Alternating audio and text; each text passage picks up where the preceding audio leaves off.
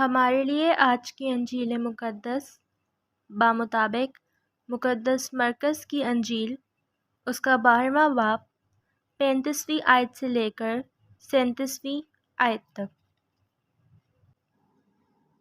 اور یسوع ہیکل میں تعلیم دیتے وقت خطاب کرتے ہوئے کہنے لگا کہ فقیہ کیوں کر کہتے ہیں کہ المسیح داؤد کا بیٹا ہے۔ داؤد نے خود ہی روح القدس سے کہا ہے کہ خداوند نے میرے خداوند سے کہا کہ میرے دائیں بیٹھ، جب تک کہ میں تیرے دشمنوں کو تیرے پاؤں کی چوکی نہ کر دوں۔ داؤد تو خود اس سے خداوند کہتا ہے، پھر وہ اس کا بیٹا کیوں کر ہے؟ اور بڑا ہجوم خوشی سے اس کی سنتا تھا۔ انجیل مقدس کے پڑھے اور سنے جانے پر خداوند کی برکت ہو، خدا کا شکر ہو۔ عزیز مومنین، مسیح یسوع میں آپ سب کی سلامتی ہو، آمین۔ عزیزو، جیسا کہ مقدس مرکز کی انجیل میں ہم مسلسل یہ سنتے آ رہے ہیں کہ کبھی فقیہ، کبھی فریسی اور کبھی صدوقی خداوند یسوع المسیح سے مختلف سوالات کرتے ہیں۔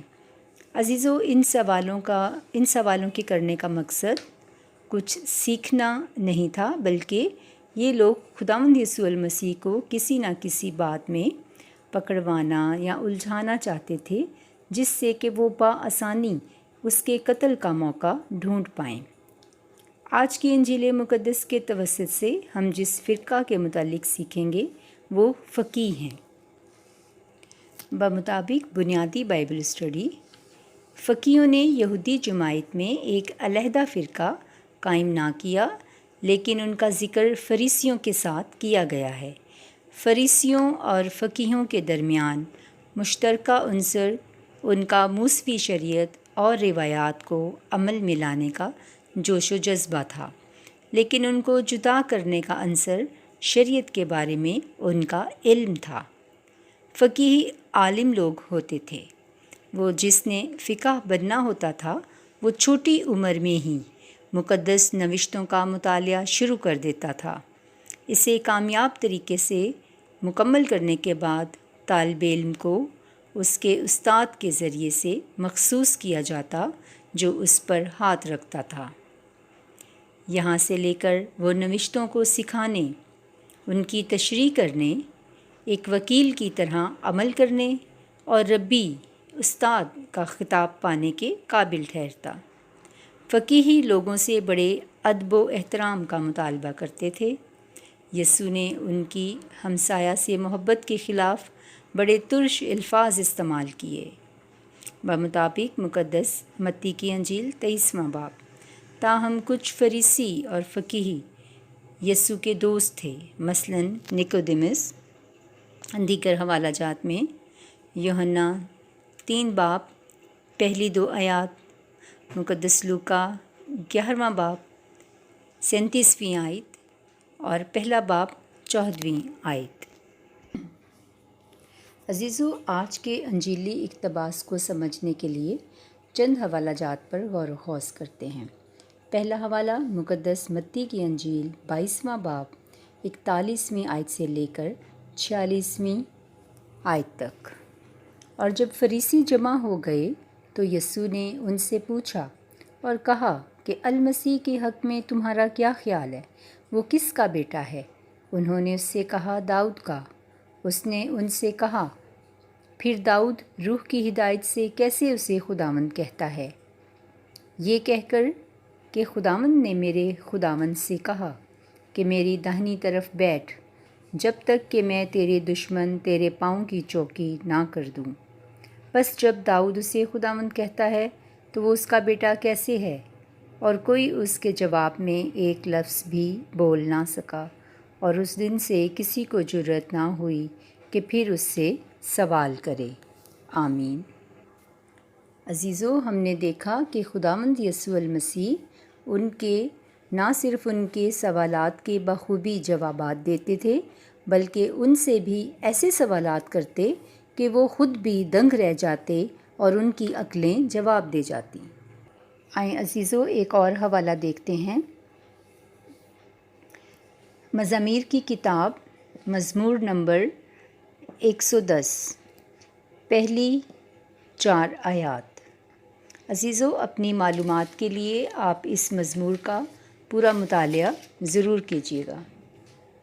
خداوند نے میرے خداوند سے کہا کہ میری دہنی طرف بیٹھ، جب تک کہ تیرے دشمنوں کو تیرے پاؤں کی چوکی نہ کر دوں۔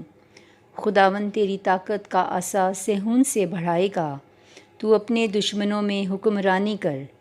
تیرے تولد کے دن حسن تقدس میں شاہانہ طاقت تیری ہی ہے۔ تو زہرہ سے پہلے شبنم کی مانند مجھ سے پیدا ہوا۔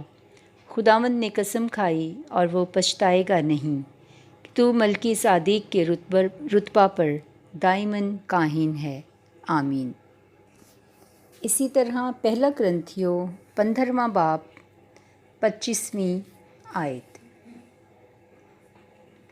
کیونکہ جب تک وہ سب دشمنوں کو اپنے پاؤں تلے نہ لائے، ضرور ہے کہ سلطنت کرے۔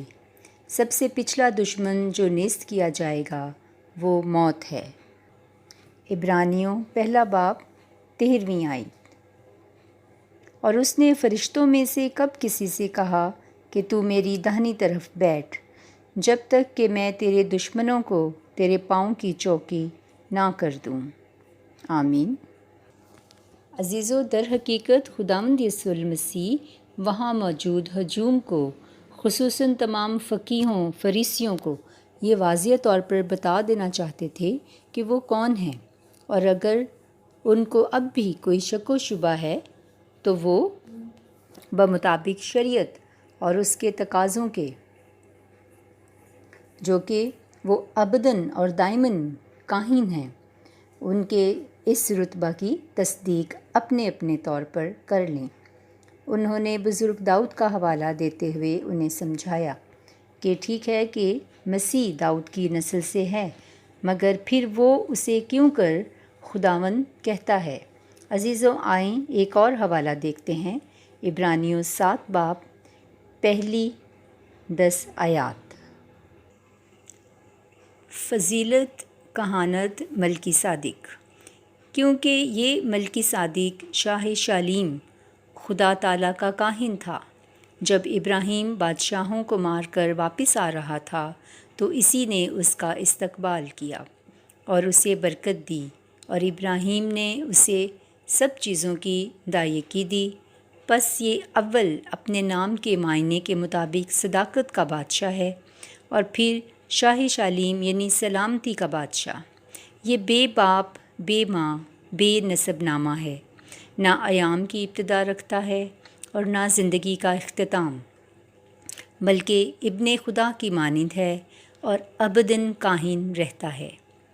پس غور کرو کہ یہ کتنا بڑا ہوگا، جسے سلف دین ابراہیم نے مال غنیمت کی عمدہ سے عمدہ چیزوں کی دائیکی دی۔ اب جو بنی لاوی میں سے کہانت کا عہدہ پاتے ہیں، انہیں حکم ہے کہ امت سے یعنی اپنے بھائیوں سے شریعت کے مطابق دائیکی لیں، حالانکہ وہ بھی ابراہیم کی سلب سے ہیں، مگر جس کا نسب ان سے علیحدہ ہے، اس نے ابراہیم سے دائیکی لی اور اسی کو برکت دی جس سے وعدے کیے گئے تھے، اور لاریب چھوٹا بڑے سے برکت پاتا ہے۔ اور یہاں تو مرنے والے آدمی دائیکی لیتے ہیں، مگر وہاں وہی لیتا ہے جس کے حق میں گواہی دی جاتی ہے کہ وہ زندہ ہے۔ بلکہ ہم کہہ سکتے ہیں کہ لاوی نے بھی جو دائیکی لیتا ہے، ابراہیم کے وسیلے سے دائیکی دی، کیونکہ جس وقت ملکی صادق نے ابراہیم کا استقبال کیا، وہ ہنوز اپنے باپ کی صلب ہی میں تھا۔ آمین۔ خداوند ہم سب کو یسوع المسیح کے ابداً اور دائماً کاہن ہونے کے گہرے بھید کی سوجھ بوجھ اور سمجھ عطا فرمائے۔ آمین۔